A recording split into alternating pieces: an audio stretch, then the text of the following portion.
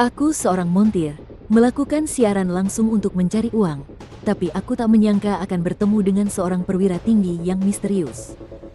Dia bertanya padaku apakah aku bisa memperbaiki tanknya yang punya beberapa masalah lama. Kukira itu tank tipe 300, jadi aku langsung menyahut. Memperbaiki mobil off-road rongsok lebih mudah daripada menghadapi istriku. Tapi tak kusangka, begitu selesai bicara, 3 jet tempur melesat cepat di atas atap bengkelku dan menjatuhkan sebuah tank tipe 99 yang hancur lebur. Semua ini karena aku telah membangkitkan kekuatan sistem perbaikan segalanya. Hanya dengan memperbaiki, aku bisa mendapatkan poin pengalaman.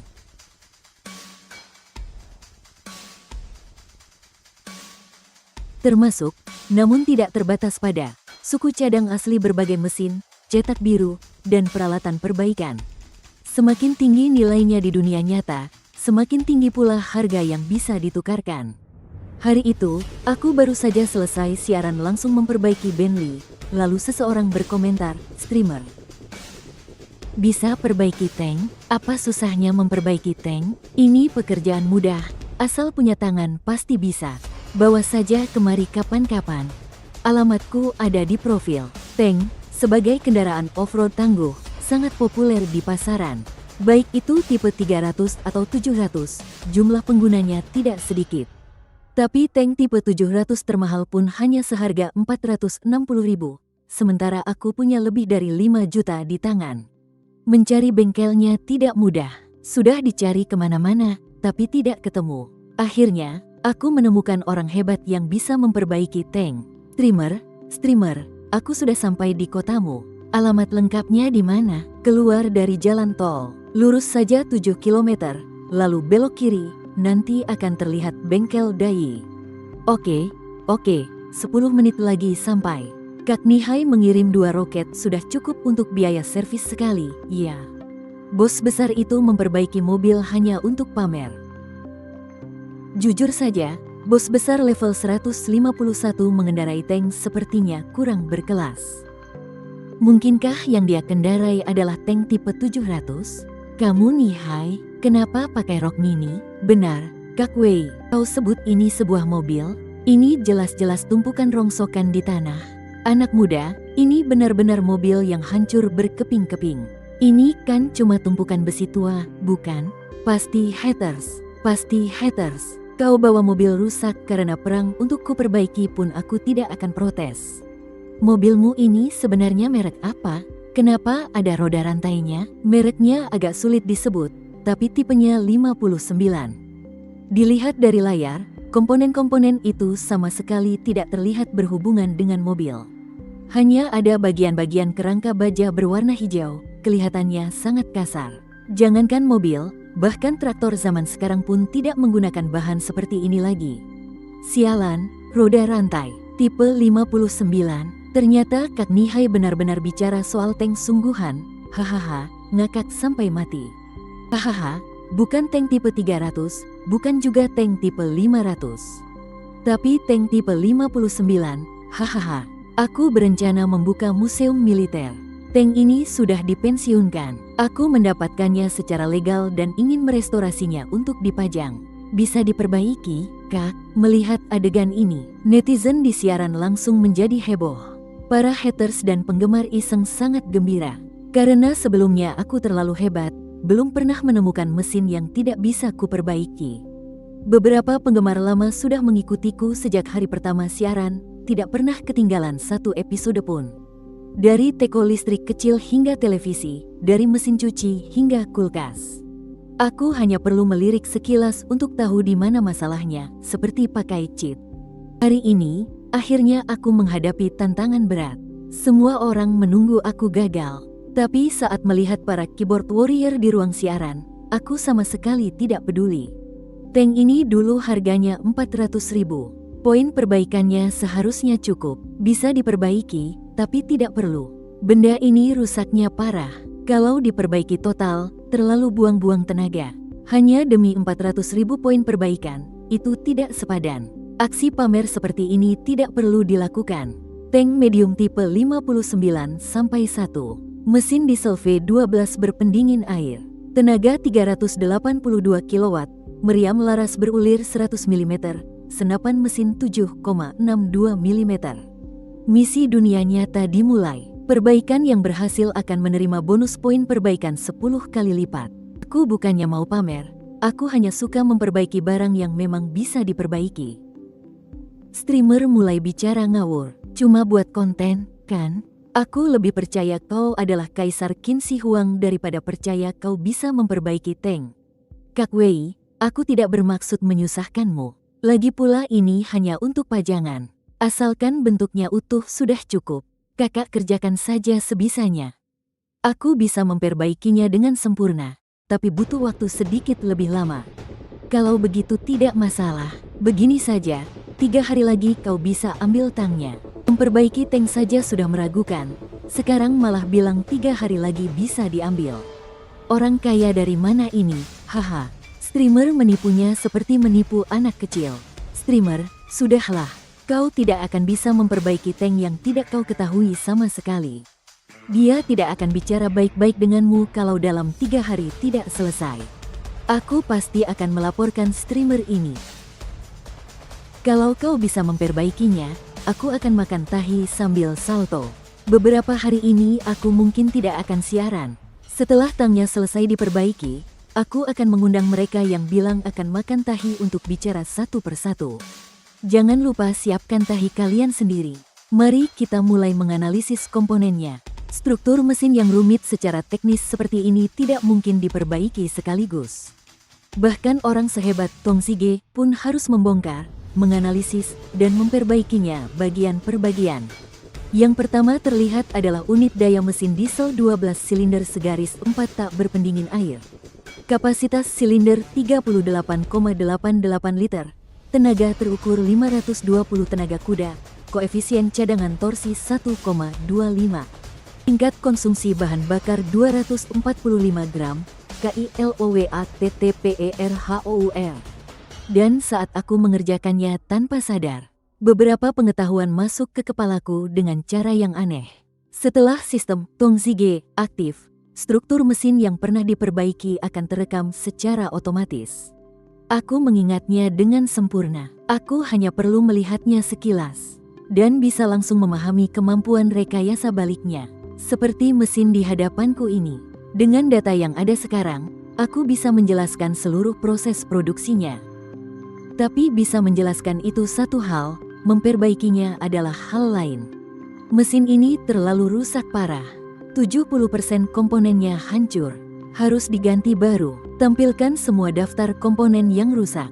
1 poros engkol, 3 roda gila, 1 pin piston, 2 packing kepala silinder, 2 packing blok silinder, 5 poros bubungan. Penukaran komponen di atas membutuhkan total 13.250 poin perbaikan.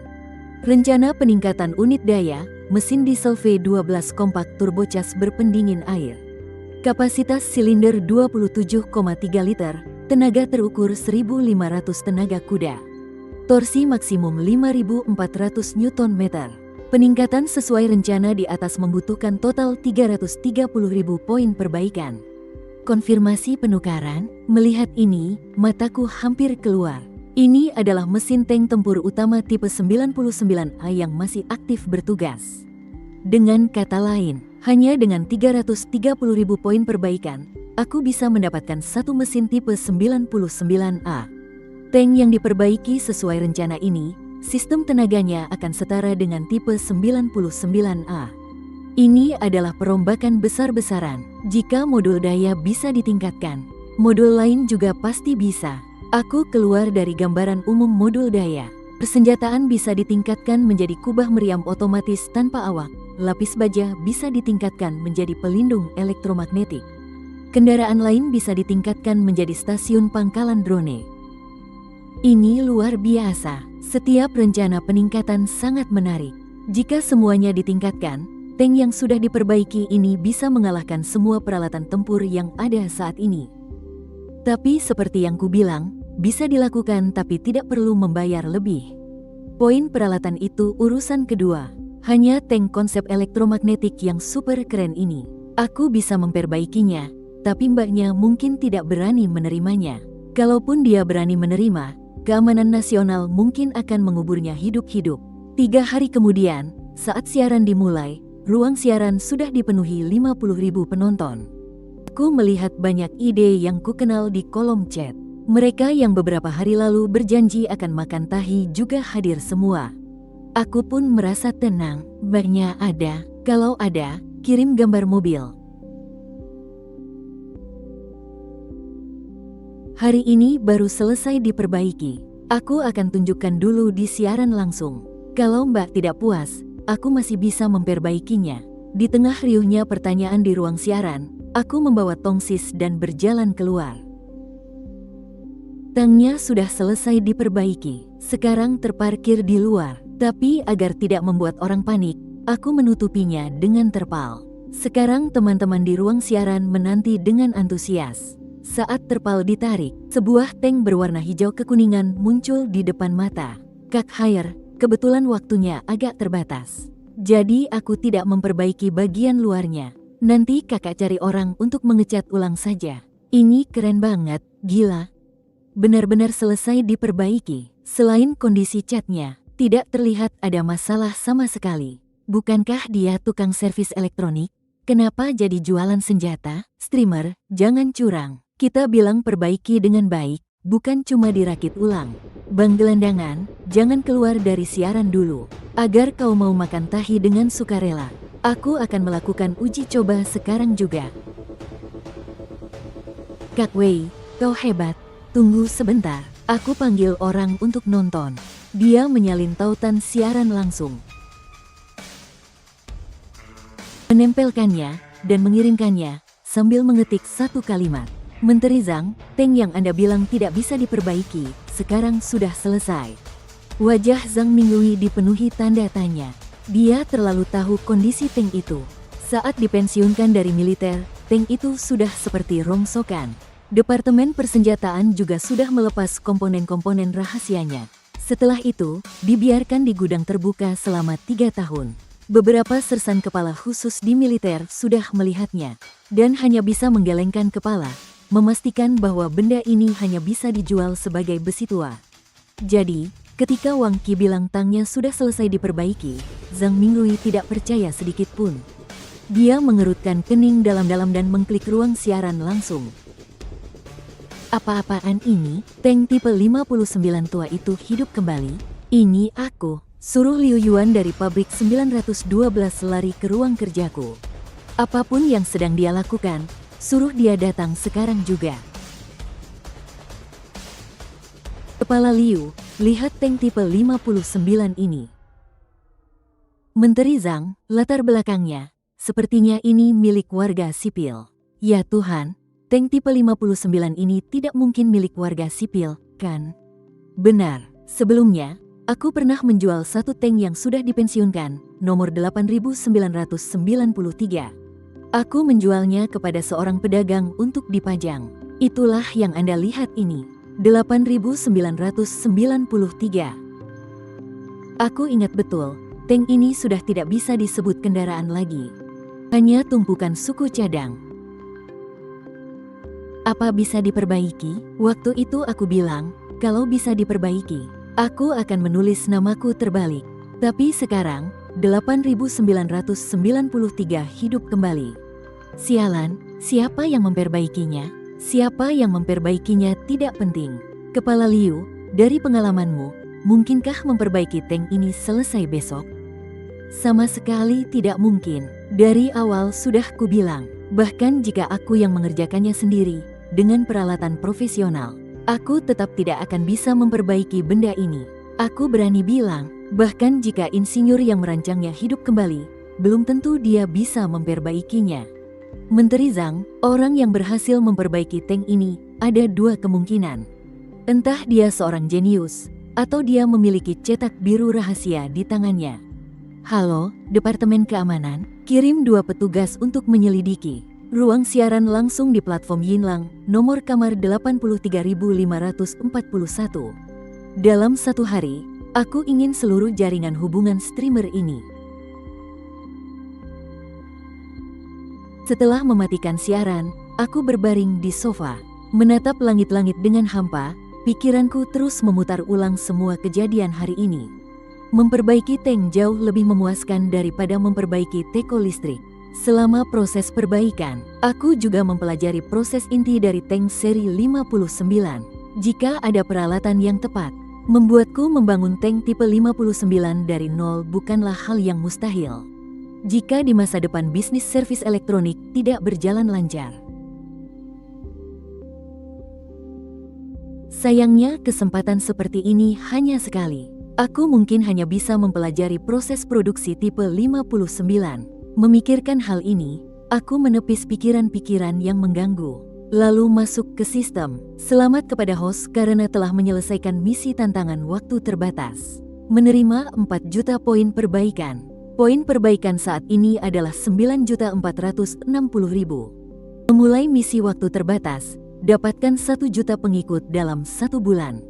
Hadiah, mesin induk. Terima atau tidak? Terima. Karena pria yang ragu sedetik pun bukanlah pria sejati. Saat hendak tidur, bantalnya datang tepat waktu. Bagus sekali. Tadi aku masih berpikir, langkah penting untuk menjadi lebih besar adalah membeli beberapa mesin.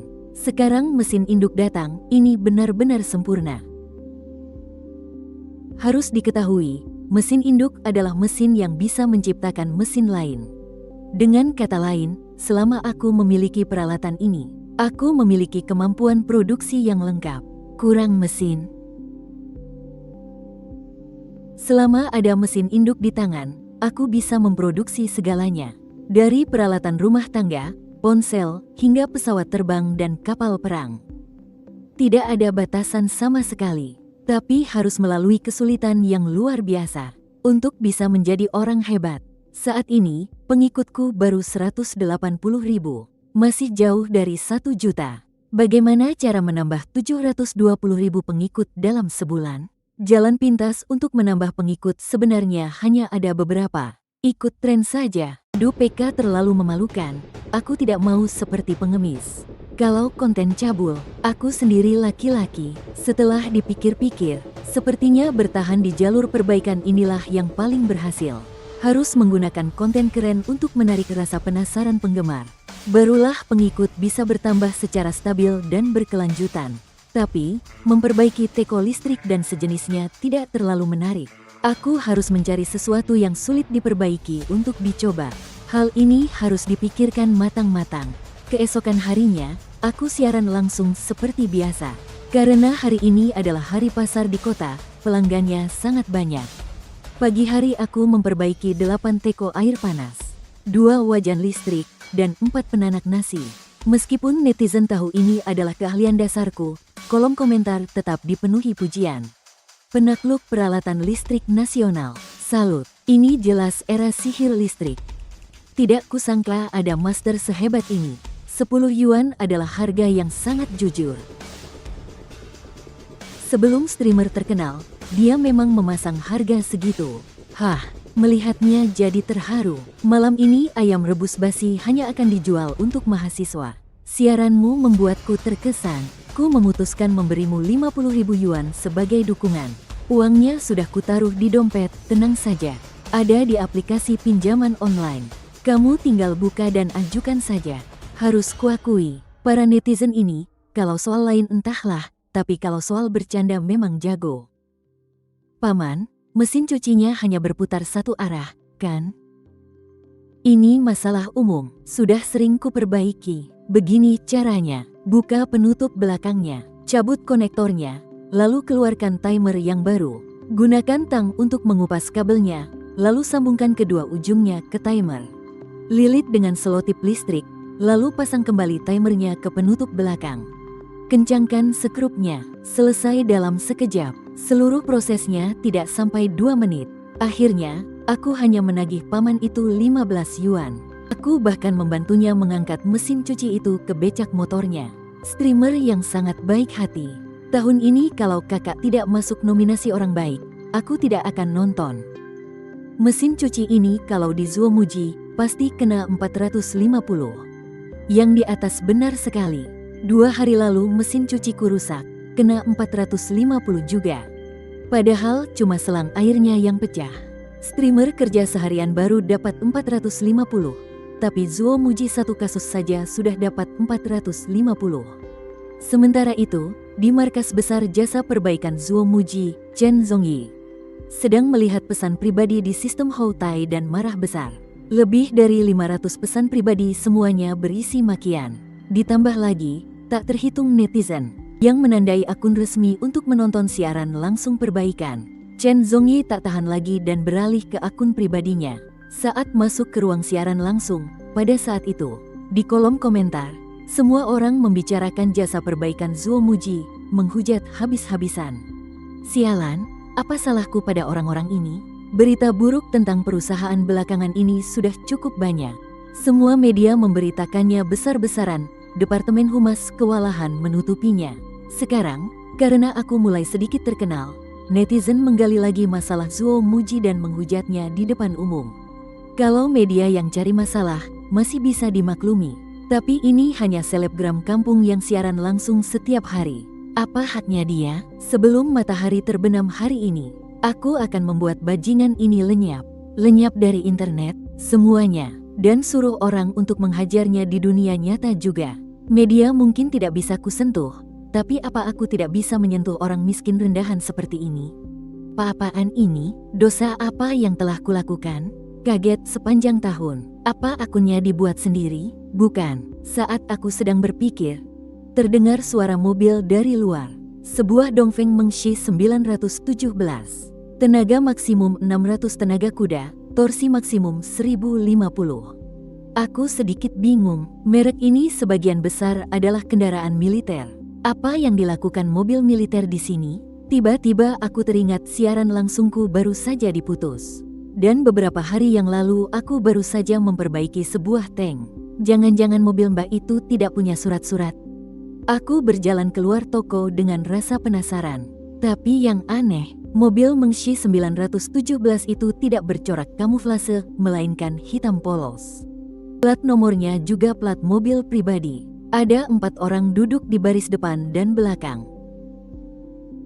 Anda pasti Wei Xiu, kan? Bukan, saya cuma mampir. Saya pernah nonton siaran langsung Anda. Saya penggemar Anda. Jangan bercanda, deh, Bapak. Kalau ada urusan, katakan saja langsung. Dan bagaimana Anda tahu saya seorang tentara? Pernahkah Anda melihat penggemar yang rambutnya cepak semua? Dua orang ini jelas-jelas mencurigakan. Karakter yang begitu rapi seperti ini, kalau tidak makan nasi negara bertahun-tahun, tidak akan terbentuk. Dan dua orang ini, sekali lihat juga tahu mereka adalah pemimpin. Karena dua pemuda yang berdiri di samping mobil, tatapan matanya tajam bagai elang. Selalu waspada, seolah sedang mengawal keselamatan dua orang ini. Baik atau buruk, tetap harus dihadapi. Anda mau servis apa? Kami tidak datang untuk servis. Hanya ingin menanyakan beberapa hal pada Anda. Saya adalah warga negara yang baik dan taat hukum. Kecuali waktu kelas 2 SMP, pernah kencing di es teh lemon teman sebangku. Selain itu, tidak pernah melakukan hal buruk. Jangan khawatir, saya hanya datang untuk menanyakan tentang perbaikan tank itu. Tidak perlu berterima kasih. Membantu menyebarkan pengetahuan pertahanan negara adalah kewajiban setiap warga negara. Karena kita sudah sepakat, saya tidak akan berbasa-basi lagi dengan Anda. Tank tipe 59-1 diproduksi setengah abad yang lalu. Proses produksi dan cetak birunya masih menjadi rahasia besar. Selain orang dalam, tidak ada yang tahu strukturnya. Tapi Anda berhasil memperbaikinya. Anda tahu apa artinya ini? Artinya tangnya sudah selesai diperbaiki. Sudahlah, jangan main-main lagi. Akui masalahnya. Masalah apa? Kenapa Anda bisa begitu paham tentang tank tipe 59? Untuk bisa memperbaikinya, dibutuhkan pengetahuan khusus. Ini sudah menyangkut kebocoran rahasia. Mau dengar yang sebenarnya? Aku menatap kedua orang ini.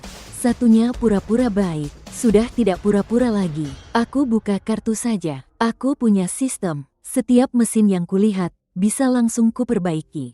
Kumpulkan poin pengalaman juga bisa ditukar dengan suku cadang. Masih mau keras kepala? Kalau sekarang tidak bicara, tunggu sampai unit keamanan datang, Anda tidak akan diperlakukan seperti ini lagi.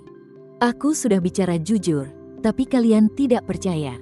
Kalau begitu, aku ganti cerita saja. Aku seorang jenius. Sejak lahir sudah bisa memperbaiki mesin. Kami tidak punya niat jahat. Kami hanya ingin memperjelas masalah ini. Karena Anda bilang Anda seorang jenius, maka saya ingin Anda membuktikannya. Bagaimana cara membuktikannya? Saya membawa mesin tank tipe 59-1. Mesinnya rusak. Kalau Anda bisa memperbaikinya di depan kami, Anda adalah seorang jenius, dan semua kesalahpahaman akan selesai. Beri waktu 2 hari, cukup. Mesin diesel 12150L7. Tenaga mesin 580 tenaga kuda, teknologi turbocharge dan intercooler.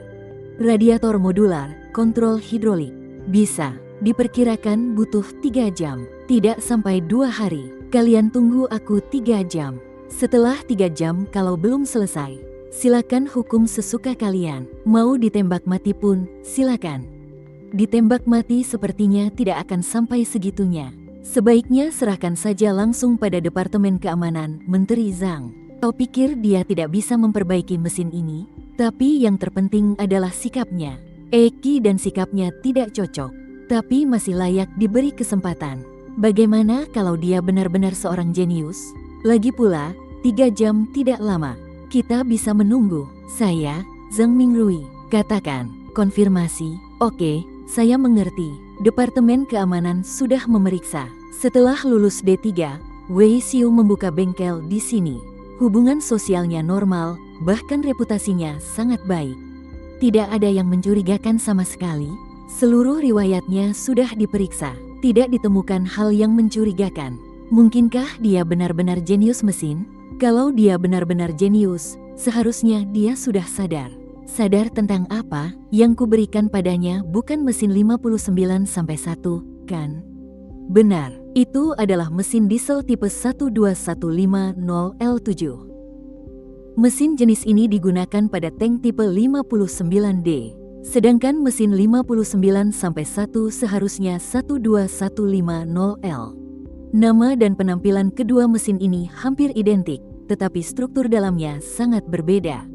Tipe 12150L7 telah diperkuat dengan teknologi turbocharge intercooler. Bahan poros engkolnya juga berbeda. Dia sudah memperbaikinya begitu lama, tapi masih belum menyadarinya. Benar, kalau dia benar-benar jenius, setelah memperbaiki setengah hari, seharusnya dia sudah mengatakannya. Tapi riwayat yang diperiksa tidak menunjukkan masalah apapun. Ini terasa kontradiktif. Bapak, sekarang ada sedikit masalah. Ada apa? Bisakah kalian mencarikan saya baja nitrida? Untuk apa baja nitrida? Karena bahan poros engkolnya adalah baja nitrida. Batas kelelahannya tinggi. Anda sudah tahu tipe mesin ini sejak awal, kan? Bahwa ini adalah tipe 12150L7. Poros engkolnya menggunakan baja nitrida 38 kro, batas kelelahannya naik 40%. Tenaga turbo intercooler 580 tenaga kuda. Radiator modular dari Lieke juga ditingkatkan.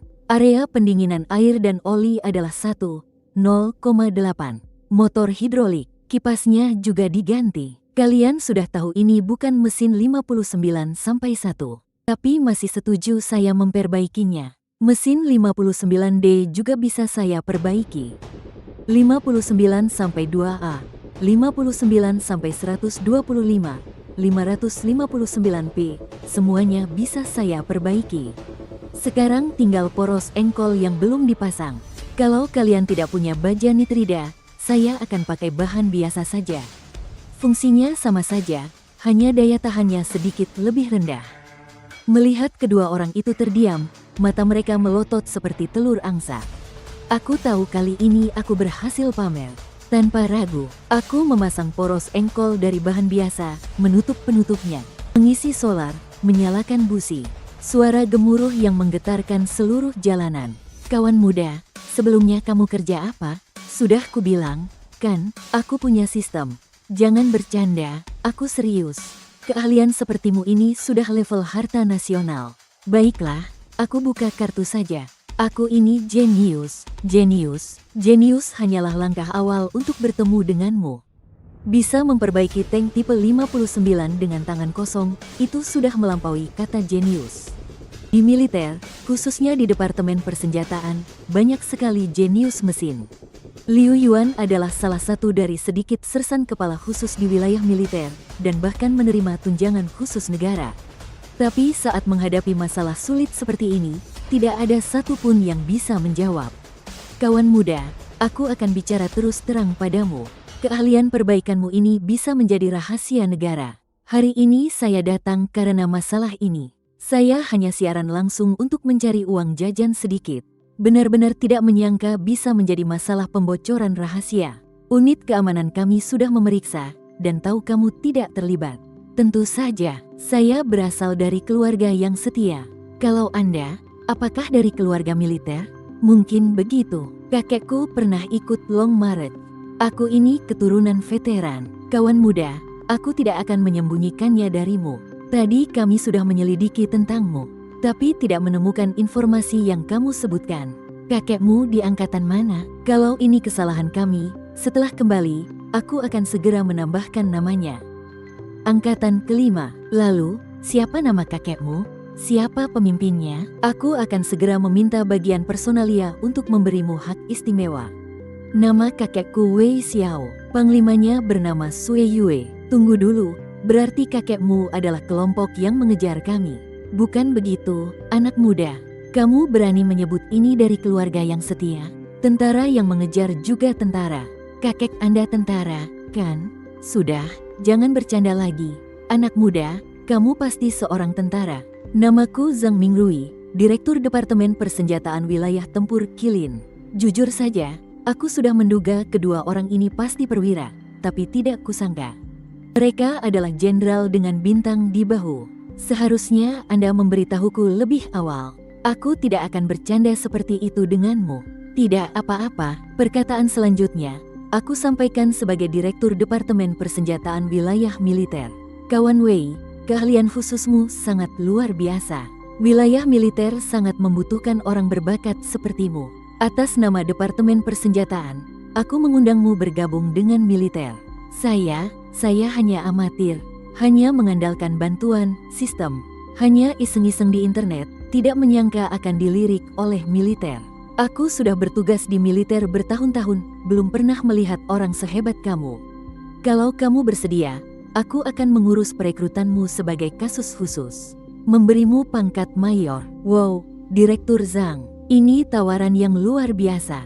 Mohon maaf. Saya masih ingin tetap di sini memperbaiki peralatan listrik. Memperbaiki peralatan listrik, anak muda, kamu mungkin belum paham. Asalkan kamu ikut denganku, kesejahteraanmu akan jauh lebih baik dari yang kamu dapatkan sekarang. Aku tidak akan bicara soal gaji. Asalkan kamu bekerja dengan baik, setelah pensiun, setidaknya kamu bisa menjadi pejabat tingkat kecamatan. Terima kasih atas niat baik Anda. Tapi saya masih ingin melayani masyarakat di sini. Kalau saya pergi, paman dan bibi di sini, tidak akan ada yang memperbaiki teko air panas mereka. Tapi di militer berbeda. Dengan adanya saya, tidak akan banyak berubah. Tanpa saya pun, militer akan tetap berjalan. Zhang Mingrui langsung terdiam. Keheningan itu begitu menusuk. Sebelumnya, dia hanya menyayangkan bakatku. Tapi sekarang, dia dipenuhi rasa hormat yang mendalam. Usia baru awal 20-an, tapi pemikirannya begitu mulia.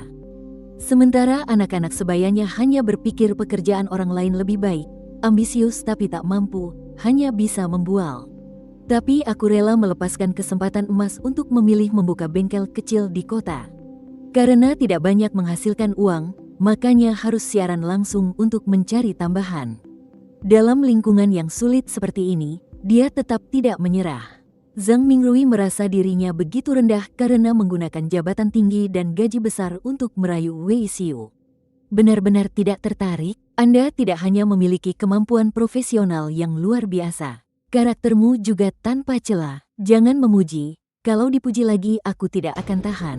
Aku tidak bercanda, benar-benar tidak akan tahan. Jangan bicara soal imbalan. Aku selalu bermimpi mengenakan seragam militer. Tapi mau bagaimana lagi, aku baru saja dapat misi dari sistem. Dalam sebulan, harus menambah pengikut hingga 1 juta orang, dan akan mendapatkan hadiah mesin induk yang luar biasa.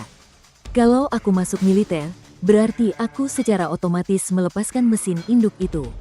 Hal ini sudah kupertimbangkan dengan jelas. Kalaupun aku ingin masuk militer, harus menunggu misi ini selesai dulu.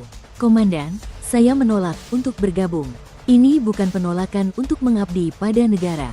Karena Anda sudah menghormati saya. Selanjutnya jika ada yang perlu diperbaiki, datang saja pada saya. Tentara cadangan juga tentara. Kata-katamu bagus. Dengan kesadaran seperti ini, anak sepertimu kalau masuk militer, pasti akan menjadi perwira yang naik pangkat dengan cepat. Kalau kamu berubah pikiran, datang saja padaku kapan saja. Selain itu, kalau ada masalah dalam pekerjaan atau kehidupan pribadi, datang saja padaku. Benarkah? Dijamin, saya tidak pernah memberi janji kosong. Bisakah Anda membuka blokir ruang siaran langsung saya? Menteri Zhang tidak mengurusi media sosial. Kalau begitu, bisakah Anda mencarikan saya pacar? Sebaiknya kembali bicarakan soal membuka blokir ruang siaran. Aku ini menteri persenjataan, bukan mak comblang. Tadi aku sedang siaran langsung, tiba-tiba siaranku diblokir oleh kalian. Tiba-tiba terputus. Padahal tidak melanggar aturan apapun. Mungkin karena aku memperbaiki tank dan dituduh membocorkan rahasia militer. Bukan kami. Apa kamu membuat konten yang tidak senonoh? Komandan, dengan penampilan sepertiku, kalaupun aku melakukannya, pasti ada yang nonton. Biar saya telepon untuk menanyakannya. Urusanmu sudah kuselesaikan. Lihat dirimu, sungkan sekali. Masih saja mengirim barang. Setelah basa-basi, Bai Gao pun menutup telepon. Melihat kantong hadiah Mao Tai di atas meja, hatinya merasa sangat puas. Saat hendak menyimpan kantong hadiah itu, tiba-tiba pintu kantor didobrak. Bai Gao, apa yang sudah kau lakukan? Wakil Presiden Zheng, dengarkan penjelasan saya dulu. Ini barang kiriman teman, tidak termasuk suap. Kamu masih berani terima suap? Aku tanya padamu. Ruang siaran 83.541, apa kamu yang menyuruh memblokirnya? Maksud Anda ruang siaran yang mana? Jangan pura-pura, bajingan. Ruang siaran tukang servis elektronik itu. Aku sudah tanya bagian operasional. Katanya kamu yang menelepon menyuruh memblokirnya. Benar begitu? Benar. Kukira aku sudah melanggar aturan apa? Wakil Presiden Zheng, ruang siaran itu bermasalah. Mereka berani memfitnah mitra kita, Zuo Muji, secara terang-terangan di siaran langsung. Pihak Zuo Muji melayangkan keluhan. Jadi aku menyuruh memblokirnya sesuai aturan. Apa-apaan ini? Masih sempat-sempatnya minum Mao Tai? Ini pasti kiriman dari Zuo Muji, kan? Saya baru saja mau mengantarkannya pada Anda. Jangan bohong padaku, aku tidak sanggup membelinya. Ada apa, Wakil Presiden Zheng? Anda tahu ruang siaran siapa yang Anda blokir? Tentu saja, seorang selebgram rendahan bernama Wei Xiu. Kenapa? Apa dia orang Anda? Sialan. Kalau aku punya koneksi seperti itu, baguslah. Tadi platform kita baru saja menerima telepon dari Komando Wilayah Kilin. Mereka mendesak kenapa kita memblokir ruang siaran ini. Sekarang bos besar dipanggil untuk bicara dengan instansi terkait. Kenapa bisa Komando Wilayah Kilin? Kamu tanya aku juga ingin bertanya padamu. Cepat buka blokir ruang siarannya sekarang juga. Dan tugaskan 2 admin tingkat tinggi untuk mengawasi ruang siarannya secara khusus. Ruang siaran 83.541. Selanjutnya, kalau ada apa-apa, laporkan langsung padaku. Aku akan segera menanganinya. Kamu tadi bilang platform Zuo Weiji yang melapor, kan? Benar, mereka bilang Wei Xiu memfitnah. Dan katanya akan mengirim surat somasi pada Wei Xiu. Cepat tarik semua promosi Zuo Weiji. Mereka mau mati, ya? Jangan seret aku ikut sial. Sementara itu, Chen Zongyi yang duduk di dalam mobil van. Karena ia menemukan bahwa ruang siaran langsung saya tidak hanya tidak diblokir, tetapi jumlah penontonnya melonjak hingga lebih dari 1.000 orang. Memikirkan uang tunai 100.000 yuan harus lenyap begitu saja, Chen Zongyi yang marah tak tertahankan pun menurunkan kaca mobil. Mengepalkan tangannya dan berjalan menuju bengkel elektronik Sengli di seberang jalan. Jangan mengada-ada, aku hanya berhenti siaran 2 hari, bukan masuk penjara. Beberapa hari kakak tidak ada, aku sampai tidak bisa makan dan tidur. menstruasiku jadi tidak teratur. Streamer, setidaknya kamu sudah punya 100.000 pengikut, bersikaplah profesional sedikit. Kalau tidak ada kakak, 2 permen lollipop gratisku akan segera kedaluarsa. Streamer pasti baru saja beruntung. Kenapa wajahnya terlihat begitu cerah dan bersinar? Apa WICU ada? Tidak ada, sudah mati. Baru mati kemarin lusa. Kamu WICU, sudah tahu, masih bertanya. Aku mencoba mengingat semua orang yang pernah berselisih denganku. Tapi tidak ingat pernah bermasalah dengan siapa. Pria berjas ini siapa? Di kolom komentar, terlihat ada yang tidak beres. Kenapa dia begitu marah? Abis makan sarang tawon di mana? Ada masalah. Nih, wah, bakal ada baku hantam. Naluri kepo para penonton sedang membara. Tapi mereka tidak tahu aku yang menanggung akibatnya. Karena dari awal sampai akhir, aku tidak pernah menjelek-jelekkan Zuo Wei di ruang siaran. Hanya para penonton yang menghujat. Jadi, saat menghadapi kesialan seperti ini, aku hanya bisa memasang wajah bingung dan bertanya, "Anda siapa?" Tidak perlu tahu siapa saya. Sekarang, saya memberitahu Anda secara resmi bahwa ruang siaran Anda telah mencemarkan nama baik perusahaan kami. Ini surat somasinya. Baca sendiri. Harus bayar ganti rugi 4 juta. Apa aku membakar rumahmu? Bersikaplah yang berkelas sedikit. Ruang siaran Anda sudah lama menyebarkan rumor tentang perusahaan kami, menyebabkan kerusakan reputasi yang tidak dapat diperbaiki. Sebagai pemilik ruang siaran, Anda harus bertanggung jawab secara hukum. Semuanya, uang 4 juta ini sepertinya harus kalian yang bayar. Benar, dia streamer WICU. Betul, di platform kalian, makiannya kasar sekali. Ini adalah menggunakan hukum untuk melindungi hak sendiri. Streamer hanya tidak sengaja. Aku pernah bertemu langsung dengannya. Dia jinak, tapi sangat teritorial. Karena sudah begini, streamer minta maaf saja. Melihat komentar-komentar usil ini, aku sadar para pembuat owner ini tidak bisa diandalkan. Jadi, aku meletakkan surat somasi itu di atas meja. Lalu, Anda mau saya bagaimana? Bayar 4 juta langsung? Dilihat dari penampilanmu, sepertinya kamu tidak punya uang 4 juta. Kalau kamu benar-benar menyesal, aku bisa memaafkanmu, tapi dengan syarat, kamu harus meminta maaf secara resmi di ruang siaranmu selama 30 hari. Kenapa tidak bilang dari tadi? Akan ku minta maaf sekarang juga. Saudara-saudaraku, ini video permintaan maaf. Tadi aku baru saja menerima keluhan dari platform Zuo Muhuai, katanya aku telah merusak reputasi mereka secara serius. Oleh karena itu, saya ingin menyampaikan permintaan maaf yang tulus. Seharusnya aku tidak mengatakan mereka memperbaiki colokan listrik dan menagih 450. Seharusnya aku tidak mengatakan mereka membesar-besarkan masalah kecil. Masalah besar tidak diperbaiki. Seharusnya aku tidak mengatakan dalam setengah tahun ini mereka punya lebih dari 150.000 keluhan. Seharusnya aku tidak mengatakan mereka memotong komisi setiap pesanan sebesar 95%. Seharusnya aku tidak mengatakan, bla bla bla. Tunggu, berhenti minta maaf. Aku salah. Permintaan maaf ini harus kusampaikan. Aku bahkan belum selesai setengahnya. Berhenti bicara, aku tidak butuh permintaan maaf seperti ini. Aku harus menyampaikannya. Saat dihukum harus berdiri tegak.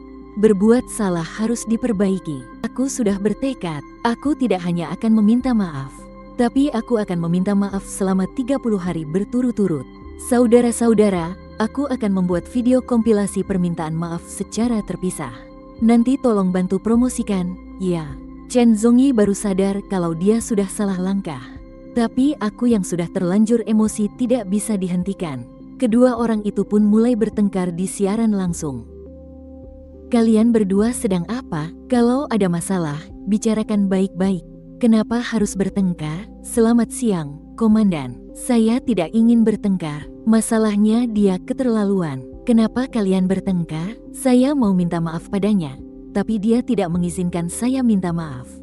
Menurut Anda, apa ada hukum di negara ini? Ketiga perwira itu pun tertegun. Katanya kota Linyang adalah kota yang sopan santun.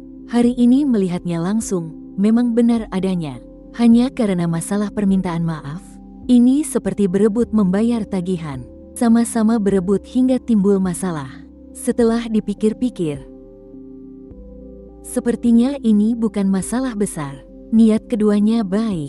Berhenti bertengkar, direktur datang ke sini lagi. Biar saya perkenalkan, di sebelah kiri adalah Direktur Xie dari Departemen Angkatan Bersenjata Kota Linyang. Dan ini Kepala Departemen Li dari wilayah militer saya, bertanggung jawab atas koordinasi antara militer dan pemerintah daerah. Kedatangan kali ini terutama untuk memberikan piagam penghargaan kepada Anda. Saya tidak mengerti, piagam penghargaan apa? Pada saat itu, terdengar suara gong dan genderang dari luar rumah. Sebuah marching band berbaris dalam dua barisan, berdiri dengan megah di depan bengkel elektronik. Beberapa tentara berseragam sedang membawa plakat berlatar merah dengan tulisan emas, unit teladan pendukung militer unggulan Kota Linyang. Suasana semegah ini membuat kolom komentar di siaran langsung meledak seketika. Sial, apa maksudnya ini? Kak Wei berprestasi, unit teladan biasanya diberikan pada perusahaan besar, kan? Kak Wei keren banget. Mayor Jenderal datang sendiri untuk memberikan plakatnya. Perhatikan wajah si Chen itu. Hahaha, ini jelas adegan balas dendam yang memuaskan. Unit pendukung militer teladan apaan? Dia kan hanya seorang tukang servis rendahan. Kawan Wei, saya sudah mendengar ceritamu dari Direktur Zhang. Kami sangat terkesan. Departemen Angkatan Bersenjata Kota Linyang telah mempertimbangkan dan memutuskan untuk memberikan gelar unit pendukung militer teladan secara khusus kepada bengkel elektronik Zhengli. Bersamaan dengan ini, kami memberikan pangkat mayor cadangan kepada Anda secara pribadi. Seketika itu juga, tepuk tangan riuh membahana. Para tetangga tidak tahu apa yang sebenarnya terjadi. Mereka hanya tahu satu hal, anak bernama Xiao Wei ini punya masa depan yang cerah. Komentar di siaran langsung pun serempak berdiri. Gila, sudah kubilang Kak Wei bukan orang biasa. Di siaran langsung boleh panggil Kak Wei. Tapi di luar, kamu harus memanggilnya apa? Kawan Mayor, ada yang bisa jelaskan? Mayor cadangan itu apa? Aku adalah pasukan khusus. Saat Xiao Zhuang pensiun, dia dapat pangkat ini. Wow, Xiao Zhuang kan raja prajurit. Sama saja, Kak Wei-ku juga raja prajurit. Tidak perlu dibandingkan, hanya memperbaiki satu mobil saja. Ini bukan hanya soal satu mobil. Yang penting adalah semangatmu patut dipelajari, dan keahlianmu sangat luar biasa. Itulah yang dibutuhkan oleh militer. Sebenarnya, Zhang Mingrui sendiri sudah punya rencana. Dia melihat bakat dalam diriku, jadi hari itu dia secara khusus mengundangku untuk bergabung dengan militer. Aku menolaknya, tapi orang berbakat sepertiku, dia pasti tidak akan melepaskannya. Setelah insiden pemberian gelar dan pangkat militer cadangan kali ini, itu artinya aku sudah terikat sepenuhnya dengan komando wilayah Qilin. Jika komando wilayah lain tahu dan merebutku, Zhang Mingrui pasti akan menangis terseduh-seduh. Tapi ucapannya ini tidak terlalu penting. Kerumunan penonton langsung heboh. Sudah kubilang keahlian Wei Xiu luar biasa. Kalau tahu begini, lebih baik anakku kujadikan muridnya. Kenapa Wei Xiu harus minta maaf padamu? Tidak apa-apa, hanya salah paham sedikit. Jangan berpura-pura, aku tahu kamu cari masalah dengannya. Aku juga tahu kamulah yang membuat ruang siarannya diblokir. Urus urusanmu sendiri baik-baik. Kalau masih berani cari masalah dengan Wei Xiu, tidak akan sesederhana aku bicara denganmu seperti ini lagi.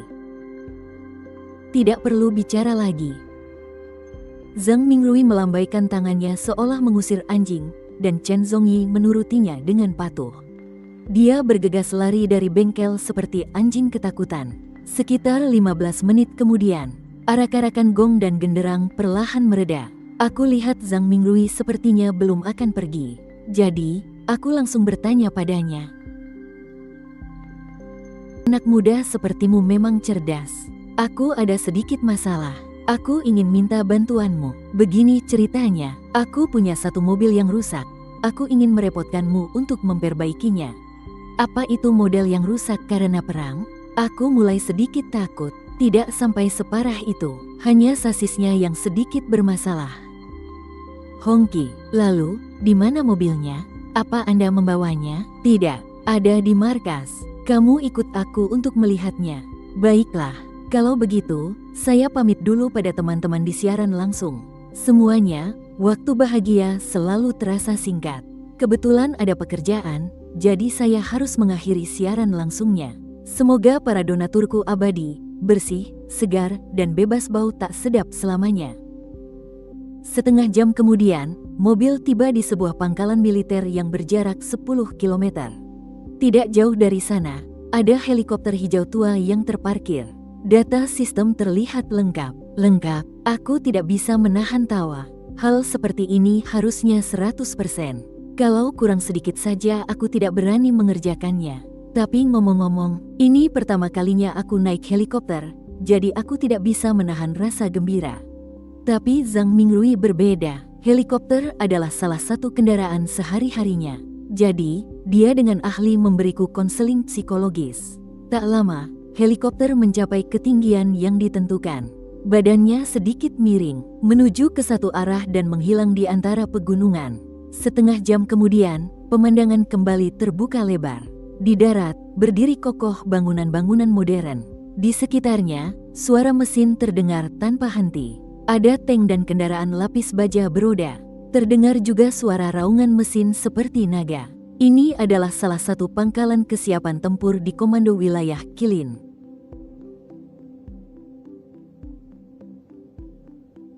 Setelah beberapa kalimat perkenalan singkat, helikopter mendarat dengan mulus. Bahkan sebelum kedua kakiku menapak tanah dengan sempurna. Sepanjang jalan dari landasan helikopter, ada sekitar 7-8 baris prajurit. Memberi hormat pada Zhang Mingrui tanpa henti. Dia seperti mesin penerima hormat yang tanpa perasaan. Terus menerima hormat dari para prajurit di sepanjang jalan, hingga tiba di depan sebuah gudang terbuka yang besar.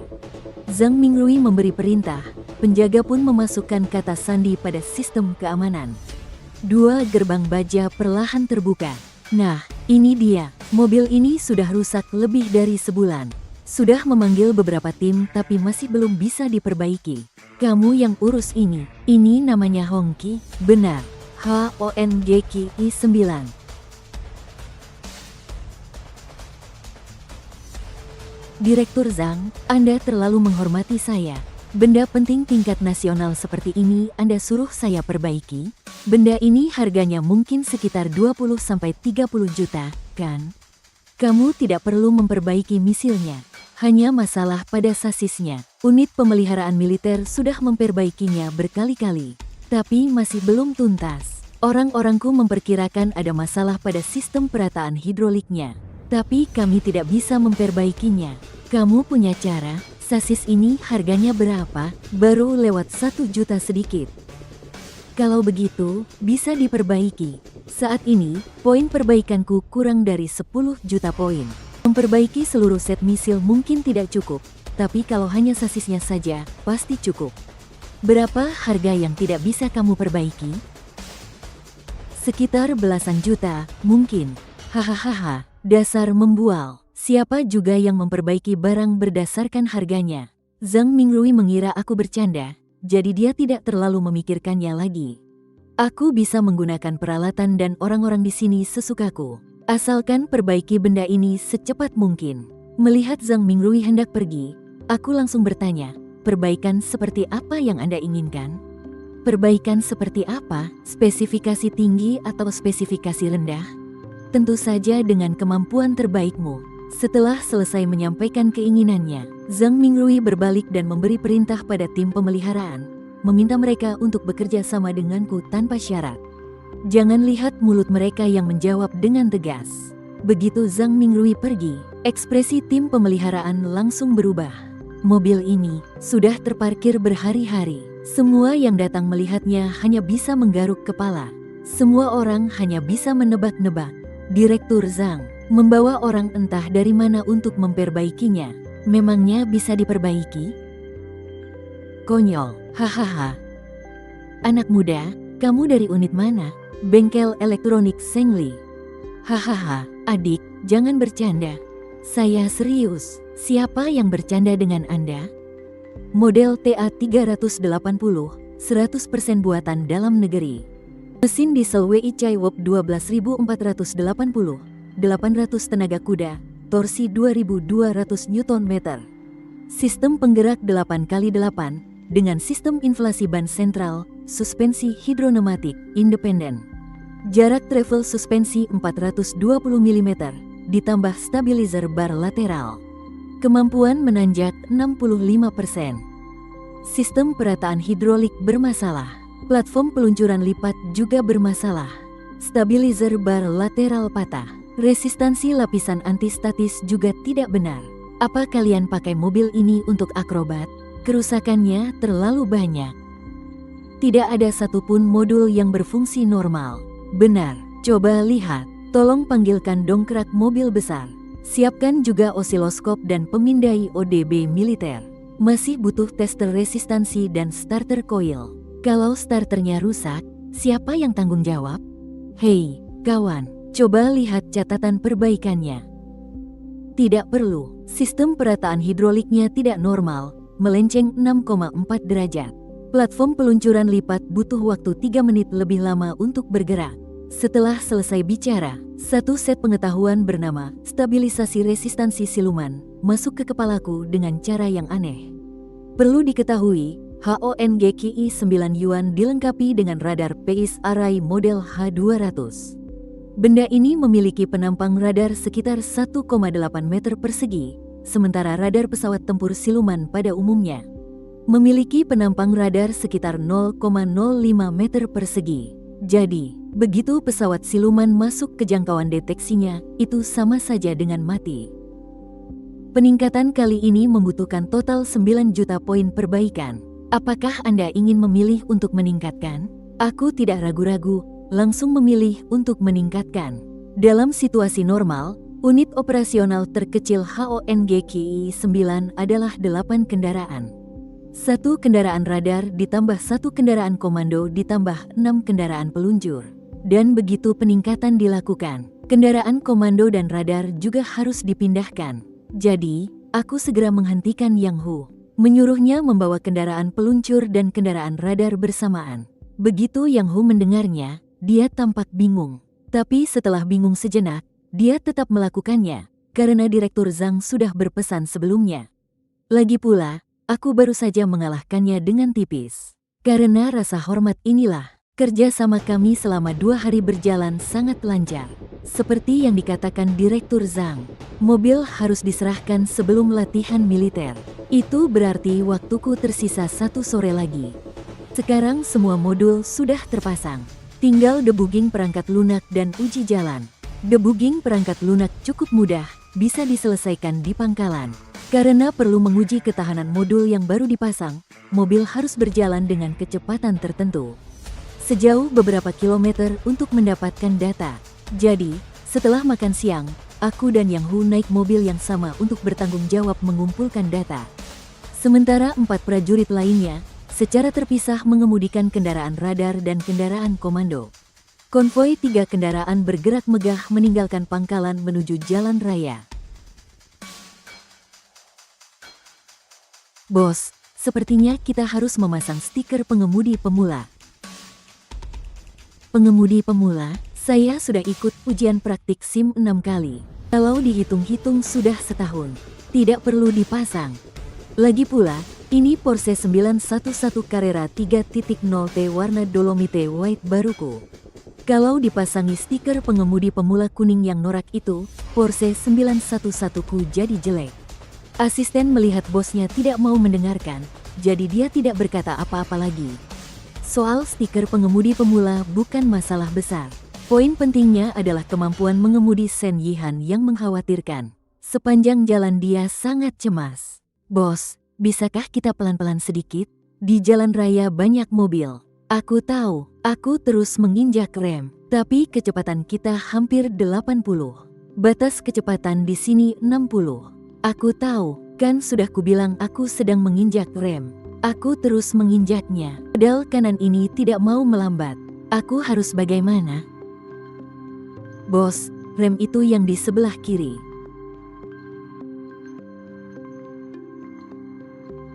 Shen Yihan yang panik, malah menginjak pedal gas sampai habis. Meluncur dan menabrak. Untungnya, tabrakannya dari samping sehingga mengurangi dampaknya. Di pinggir jalan juga ada semak-semak, jadi penumpang di Porsche tidak sampai luka parah. Setelah sadar dari benturan kantung udara, Shen Yihan segera turun dari mobil untuk melihat bekas tabrakan.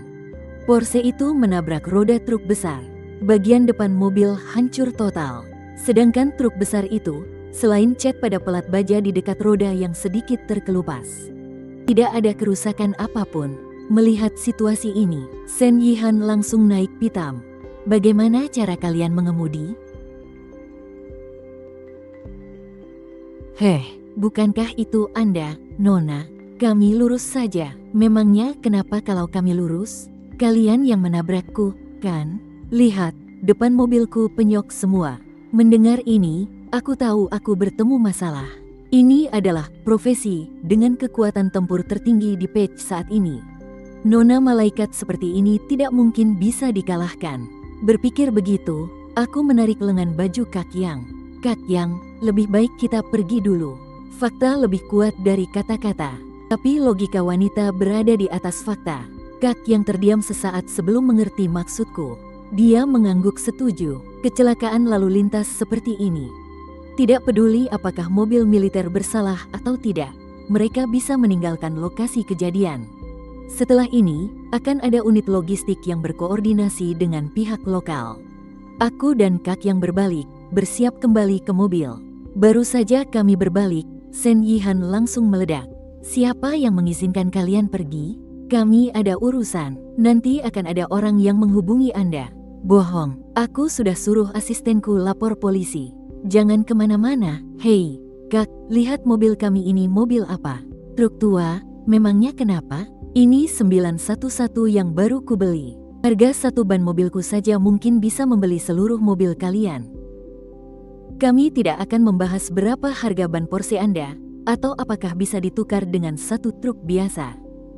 Tolong buka mata besar Anda yang sudah dirias bagus itu dan lihat.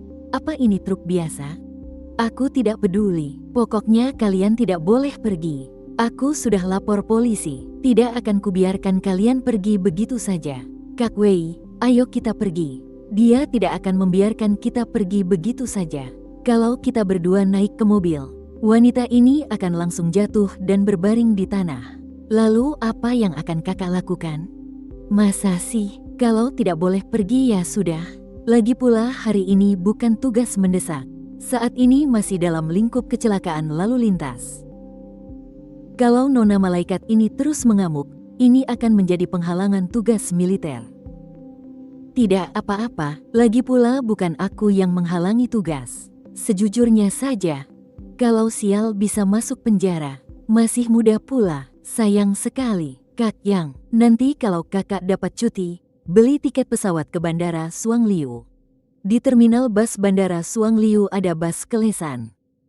Untuk apa? Setelah sampai di Lesan, naik bus nomor 3 langsung ke taman. Di sana ada patung Buddha raksasa. Kakak suruh saja beliau berdiri, lalu kakak duduk menggantikannya. Mendengar itu, Kak Yang tampak sangat bingung.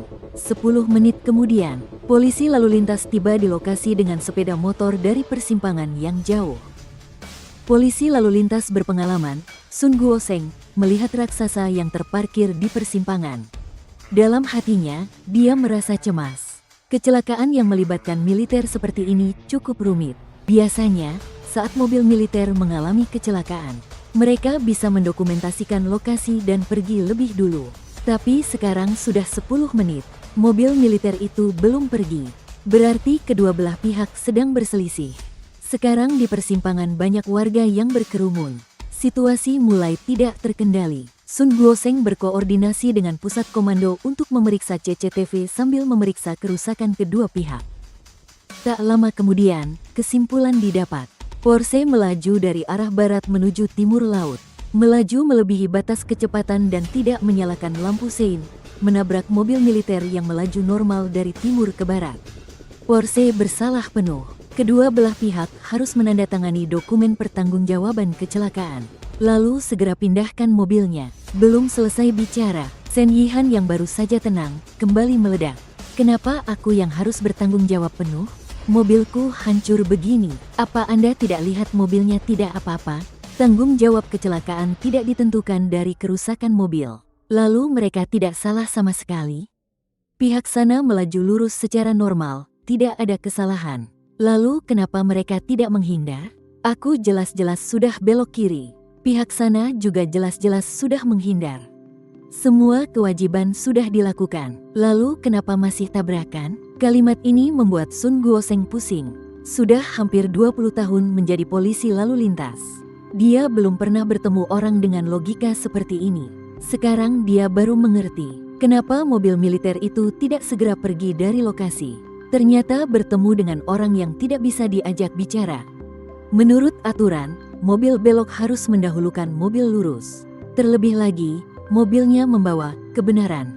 Selesai bicara, Sun Guoseng berhenti bicara dengan Shen Yihan dan menoleh ke arahku. Dia berkata dengan datar, "Kalian pergi duluan saja. Laporan kecelakaan sudah dibuat. Untuk urusan ganti rugi, kami yang akan mengurusnya. Silakan diskusikan, jangan sampai mengganggu pekerjaan kalian." Apa aku sudah mengizinkan mereka pergi? Nona, jika Anda terus membuat masalah, pihak sana berhak menuntut Anda atas tuduhan menghalangi tugas negara.